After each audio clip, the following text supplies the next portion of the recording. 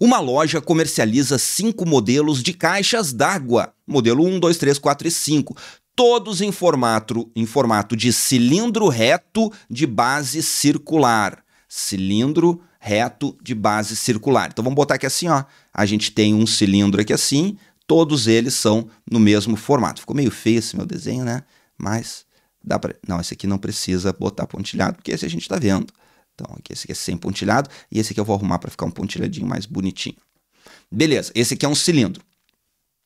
Os modelos 2, 3, 4 e 5 têm as suas especificações de suas dimensões dadas em relação às dimensões do modelo 1. Então, galera, o modelo 1 é o modelo padrão, ele que vai ser a base para dar as dimensões do outro, do modelo 1. Cuja profundidade, então a gente tem aqui, ó, uma profundidade, porque é uma caixa d'água, né? Então essa profundidade P, na verdade, é a altura do cilindro, né?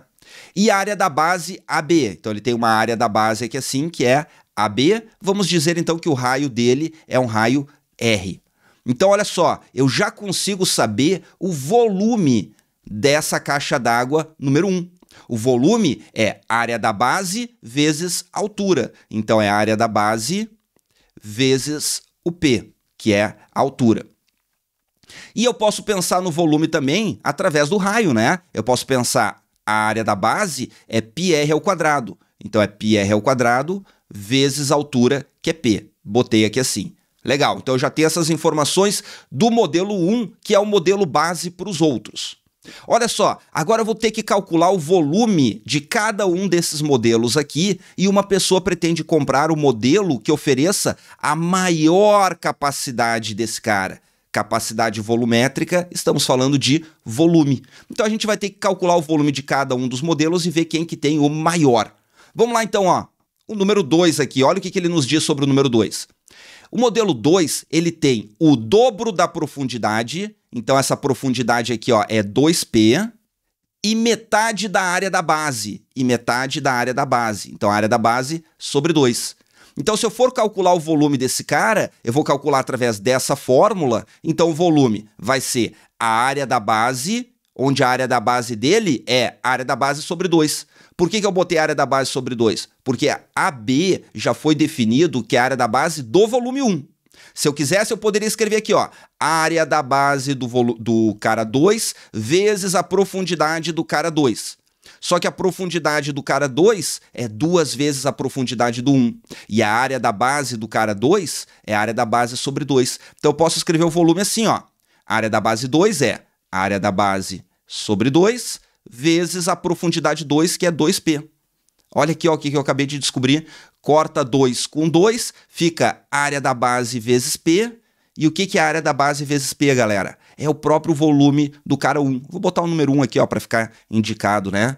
Ó, é o próprio volume do cara 1. Então eu descobri que o volume do cara 2 é exatamente igual ao volume do cara 1. Pronto, já marquei aqui assim. Vamos lá, ó, o volume do cara 3 agora. Vamos fazer um pouquinho mais rápido do 3, ó. Tem o dobro da profundidade, então a profundidade do 3 é o dobro, e metade do raio da base. Então o raio do 3 agora é metade do raio da base do 1. Então é o raio do 1 sobre 2, isso é metade. Então agora eu calculo rapidamente o volume do 3 aqui, ó. Eu vou calcular o volume do 3 pensando nessa fórmula agora, porque foi dada a relação entre o raio, não mais a relação entre a área da base. Então eu vou utilizar, ó, π raio ao quadrado. Só que é π o raio do 3 ao quadrado. E o raio do 3 é raio do 1 sobre 2. Então eu vou botar aqui, ó, raio do 1 sobre 2. Esse raio aqui está elevado ao quadrado.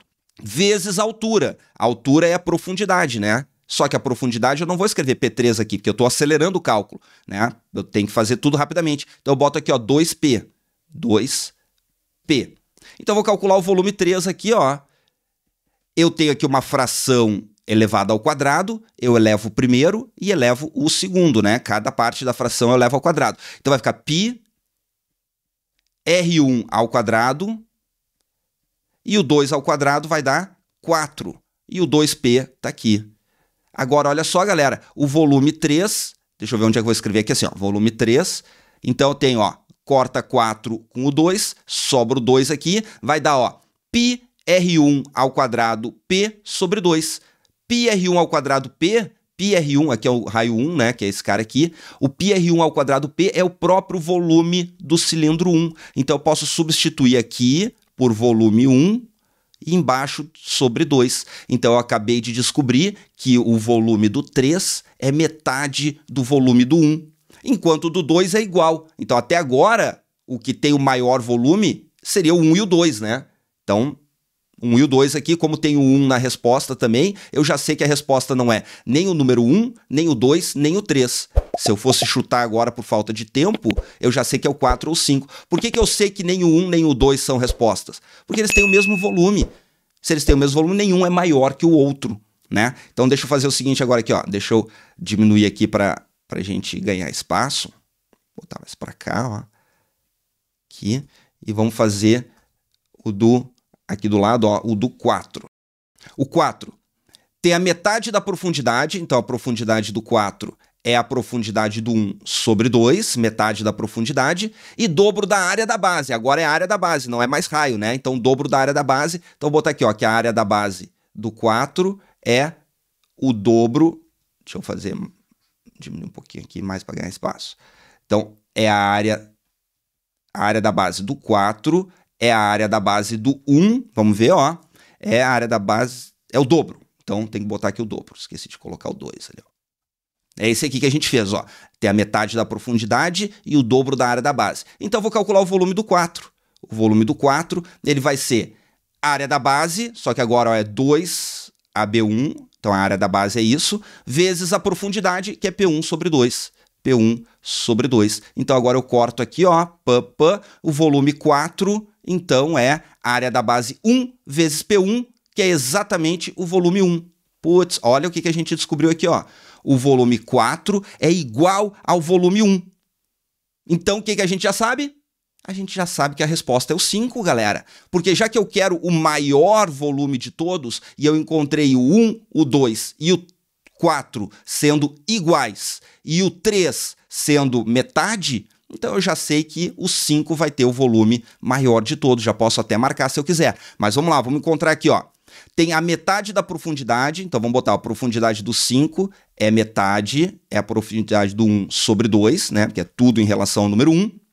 E o dobro do raio da base. Então eu vou ter aqui, ó, o raio do 5 é 2 vezes o raio do 1. Então eu vou calcular o volume do 5 agora. O volume do 5, eu vou usar essa fórmula. Π, esse raio aqui eu vou botar agora, ó. Então não esquece de colocar os parênteses, ó. É 2 vezes o raio 1 ao quadrado, vezes a profundidade, que agora é profundidade 1 sobre 2. Profundidade 1 sobre 2. Então vamos lá, vamos colocar aqui assim. Para finalizar, eu tenho 2R1 ao quadrado, elevo cada um dos termos. 2 ao quadrado dá 4 e R1 ao quadrado dá R1 ao quadrado. Boto o π aqui assim e no final tem aqui ó, P1 sobre 2. Dá para cortar esse 4 com esse 2 aqui, sobra o 2. Vejam que no final nós temos ó, que o volume 5 é πr1 ao quadrado P1, πr1 ao quadrado P1 é o próprio volume 1. Então o volume 5 é 2 vezes o volume 1. Deixa eu botar aqui, ó, 2 vezes o volume 1. Pronto, acabamos de descobrir que realmente o volume 5 é o maior de todos. Ele é o dobro do volume 1, gabarito é letra ECO.